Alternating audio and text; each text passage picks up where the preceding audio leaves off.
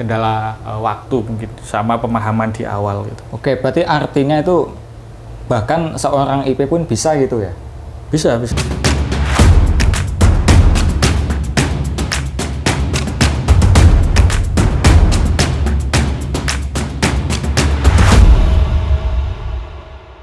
Oke, selamat datang di Tech Fellow Room.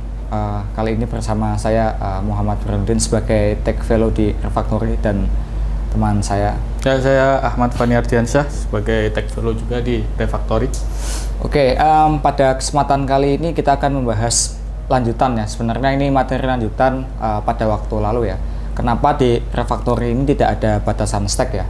Dan itu sudah kita lakukan mostly di engineering sih. Nah, untuk di IP itu memang sudah kita lakukan ya belakangan ini, dan ya nanti kita akan membahas mengenai hal itu dan ya apa saja sih hal-hal yang mesti diperhatikan di situ, kemudian kendala-kendalanya apa saja ketika dari bahasa ke bahasa lain, kemudian dari satu stack ke stack lain kayak gitu ya. Kita akan coba membahas dari yang IP ya, Mas Fani ya. Ya, ini kita kan melakukan hal ini dari sejak IP, bahkan pre-IP pun kita sudah melakukan switch stack ya, yang front end mengerjakan back end, kemudian yang back end mengerjakan front end, dan itu kan sejalan dengan tujuan kita, tidak membatasi stack itu kayak gitu. Nah, selama di proses penjalanan IP ini kan kita sudah melakukan hal itu ya. Ada nggak mungkin kendala yang paling sering muncul gitu di antara teman-teman IP ini? Oke, kalau dari penjalanan ya, terutama di 2 bulan terakhir ya, 2 bulan terakhir untuk IP yang di Januari. Nah, jadi kita sangat uji coba kemarin di Januari tentang hal itu. Jadi dan sampai sekarang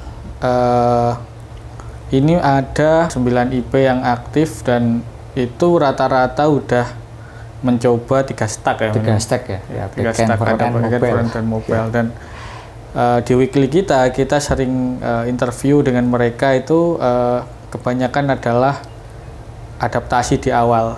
Oke. Jadi hanya di awalnya saja. Jadi kemarin kayak ada IP yang 4 hari sampai mau menyerah gitu. Akhirnya bisa, dan dia bisa menutup harinya dengan senang. Oke, ada yang seperti itu. Tapi biasanya itu cuma di awal untuk adaptasi.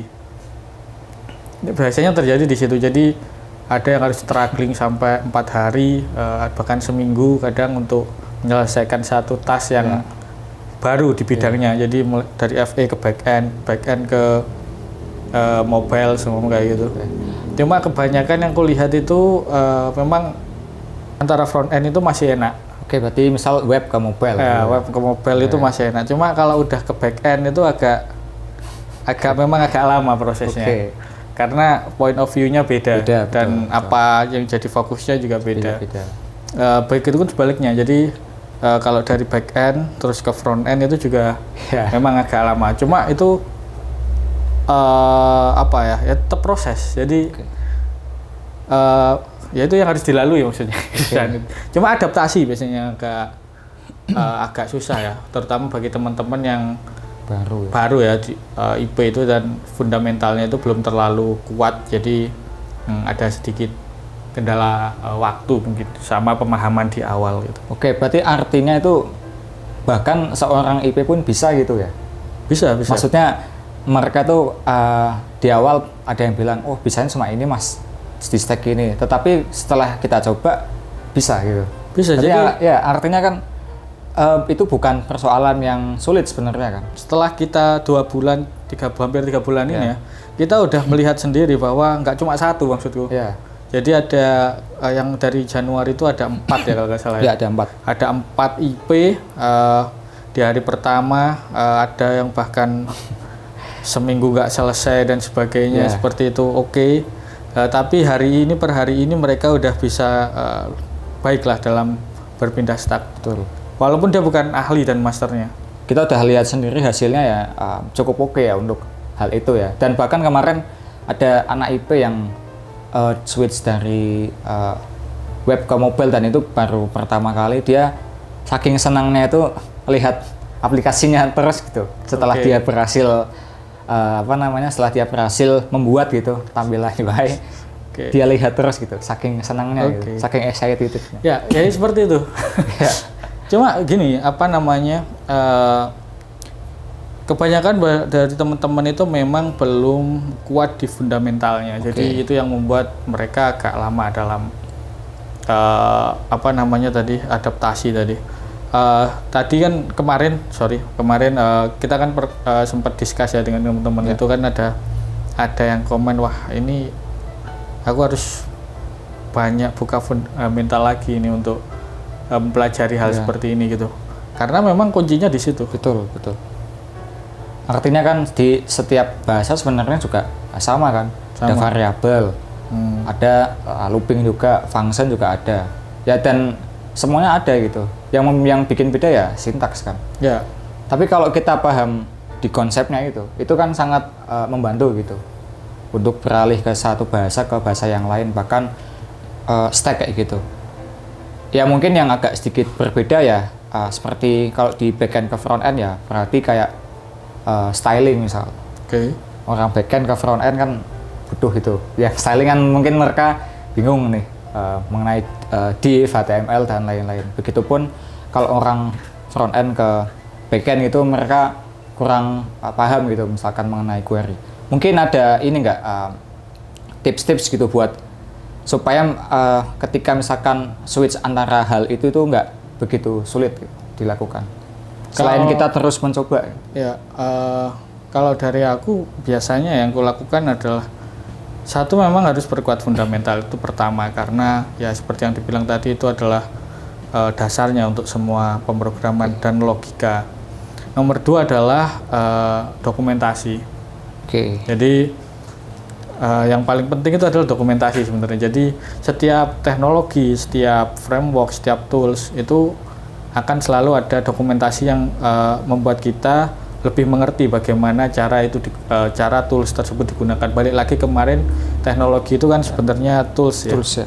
Tools untuk membuat sebuah solusi dari memberi sebuah solusi dari sebuah problem. Jadi di dokumentasi itu biasanya udah lengkap, mulai dari cara penggunaan, terus cara optimize dan macam-macam. Itu untuk case yang framework yang cukup terkenal ya biasanya, atau itu biasanya selalu ada dokumentasi. Tapi kalau plugin dan sebagainya kita bisa dilihat di GitHub-nya biasanya, di GitHub page atau GitHub repo-nya, dia biasanya kasih tahu gitu how to use-nya, konsepnya seperti apa, biasanya seperti itu. Tapi kalau memang nggak ada, ya kita harus lihat dari base code-nya. Itu hal terakhir yang biasanya dilakukan. Nah, misalkan ada anak baru gitu yang ya dia cuma ngerti di satu stack gitu. Tetapi ketika misalkan kita minta gitu untuk switch bahasa, terkadang ada semacam kayak batasan imajiner gitu, kayak limitnya. Wah, kayaknya aku nggak bisa nih gitu. Kan sering kita tuh melihat hal-hal semacam itu gitu. Sebenarnya bisa nggak sih itu dihilangkan gitu? Ya ini kalau pola pikir itu ya memang agak susah. Cuma itu bisa dirubah dari lingkungannya sebenarnya. Coba bayangkan aja, kalau kamu terbiasa dengan orang-orang yang, atau kita bersama ini dengan orang-orang yang sering men-challenge dirinya sendiri gitu, dan tanpa membatasi apapun, dan dia mempunyai mental yang positif. Maksudku, ketika ada masalah baru atau problem baru itu bukan dia berpikir ini kok susah, tapi dia berpikir gimana cara menyelesaikannya. Artinya kan itu positive attitude gitu ya. Kita nggak bisa membuang pengaruh lingkungan kerja atau kultur sebenarnya kalau kita mau sebut.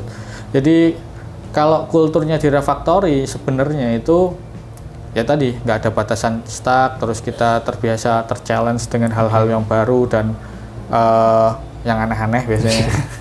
Lalu kita harus saling membantu seperti itu. Jadi kalau pun sibuk, biasanya kita akan meluangkan waktunya untuk membantu teman-teman yang kesusahan. Jadi memang Ya seperti itu yang kita mau bentuk sebenarnya. Cuma memang ada batasan ketika ya namanya manusia ya, ada yang nggak enakan, ada yang malu atau apapun seperti itu. Tapi kalau lingkungan ini benar-benar bisa menciptakan seseorang yang ada trouble langsung ngomong, Mas nggak bisa gitu. Dan itu langsung di resolve, bisa selesai. Itu untuk kedua dan ketiga kalinya dia akan terbiasa dengan hal tersebut. Ya setelah kita lihat testimoni juga cukup bagus kan. Artinya kan itu juga bagus buat mereka dan untuk perusahaan juga kan. Ketika misalkan klien butuh A gitu, kita nggak bakalan nyari siapa nih ya yang stack ini yang ahli misalkan. Kita bakalan bisa rely ke siapapun kalau gitu berarti. Stack tadi itu kan ya emang cuma batasan imajiner yang tadi bisa nggak bisa itu cuma batasan imajiner sebelum kita benar-benar mencoba sebenarnya. Betul. Apa ya? Coba bayangkan aja kita belajar IT itu tanpa ada tahu istilah stack atau tanpa ada tahu istilah batasan-batasan yang lain semua. DevOps, mobile kan stack semua. Terus ada teknologi ini React, ini Vue gitu. Kita poinnya itu bukan dari situ, tapi poinnya cuma aku belajar IT, ada problem, aku mau selesaikan dengan teknologi. Coba kita bayangkan aja ketika pertama kali belajar, kita kan nggak akan peduli lagi itu. Apapun itu tentang stack atau teknologi. Ini apa yang bisa kulakukan untuk menyelesaikan ini? Ya bahkan beberapa tahun lalu kayak backend, frontend itu juga belum ada kayaknya ya. Ya belum ada. Makanya itu yang kita tanamkan ke IP biar teman-teman IP ini tidak membatasi dirinya karena seseorang untuk berkembang dia itu harus membuka wawasan seluas-luasnya. Jadi dan terekspos problem sebanyak-banyaknya. Kalau kita cuma terekspos di front end, kita nggak bisa naik level itu. Gimana kita mau menjadi senior engineer, gimana bisa menjadi solution architect? Kalau kita cuma tahu bagaimana login dengan di satu sisi saja ya. Dia tahu ya. Kita nggak akan bisa berkembang di situ. Dan itu pun juga sebenarnya kan nantinya align sama ini kan, ketika jadi junior engineer ada milestone yang harus dicapai apa saja. Itu kan artinya kan track ini sudah tepat nih gitu kan.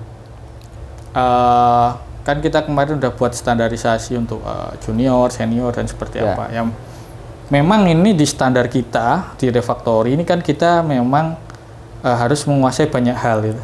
Mulai dari front end-nya, back end-nya sama infra biasanya. Sampai segitu kalau senior. Tapi kan untuk menuju ke sana kita juga butuh kesempatan belajar karena di sini belajarnya itu langsung bukan dengan teori ataupun dummy project, kita nggak lakukan di situ. Makanya kesempatannya ya kita akan memastikan itu ada gitu. Jadi bisa aja anak-anak atau teman-teman pre-IP ini hari ini mengerjakan backend, besok jadi DevOps gitu. Bisa aja. Bisa, itu sangat bisa. Sangat bisa. Sangat bisa. Itu malah yang kita inginkan di sini. Jadi tidak ada batasan sama sekali di sini.